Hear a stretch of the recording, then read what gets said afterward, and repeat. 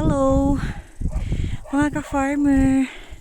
Hingal ako kasi galing ako sa baba. Hindi to. Ang ganda ng view, lalo na kanina. Orange na orange yun. Yan, parang ano siya, may mga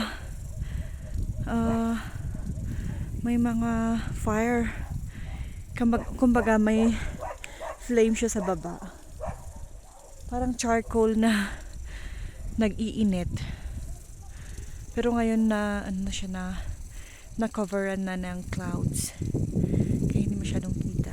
But I just want to flex that one. Ang ganda. Lalo na siguro kung maganda yung phone ko, high quality yung phone ko, mas kita yung kagandahan niya talaga. Yan o. Dinig na dinig yung rain burst, the water sprinkle. Medyo tumaas ako ng konti. Yung view ganyan naman. Yung mga alaga kong bata nagsisisigaw na sa baba. Yan, parating sila. Kasunod ko lang sila, pero yan na ang mga bata naglalaro pa rin. Ang ganda, guys. You will really appreciate the beauty of nature.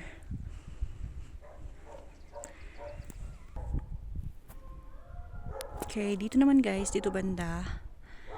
Ganyan pa yung view. It's 5:45 p.m. At dumidilim na po. Kaya doon po sa may tanaw natin na kalsada, meron na po yung street lights. Street lights po yun. Ayan.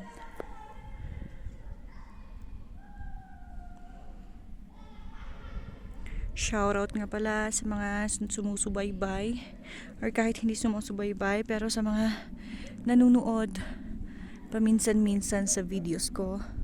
Shoutout po sa inyo dyan. Maraming salamat. Thank you for your support.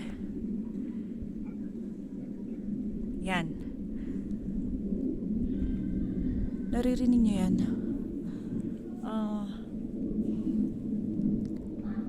Hindi ko alam kung anong sound. Kung saan nanggagaling na sound yan. Basta doon. Doon sa kalangitan. Kami nung bata kami, sabi nila ano daw yan? Airplane. Airplane na panggabi ang flight. So maybe true, maybe yes. Or maybe oo. Pero hindi ko lang kasi sure. Oh, merong ding magandang ano doon. Actually maganda yun. That one. Maganda yun. Parang pasilip na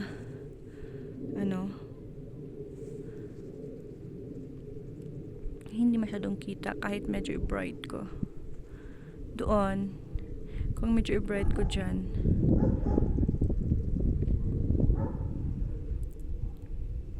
mas maganda pa rin yung niya. Mas maganda pa rin yung natural na view niya without the adjust of the light. Yan. Let's go na, let's go. May youth service po ngayon. Nakiki-youth po ako. Kaya pumunta kami dito sa church. Tara na kasi baka andyan na yung mga alaga ko. Andun na yung mga alaga ko. Nauna sila. Let's go. Pasok na tayo, guys. Tingnan natin kung nag-fix sila. Ay, wala. Asahan mo ang sarili mo. Nowadays, mga bata kasi yung ko ngayon eh. Yung mga young people po dito sa church, mga bata. Kasi yung mga oldies or yung mga young people talaga, yung mga parang 13, 14, 15, ganon, years old, pumunta na sila ng city. Kasi nag-senior high, tsaka yung iba nag-college na. Kaya yung mga young people, tinatawag namin na young people ngayon, sila yung mga grade 6 pa. Grade 5, grade 6. Tsaka may mangilan-ilan na mga juniors. Junior high school. Mga grade 7 to 10. Anyway, that's it. That's it.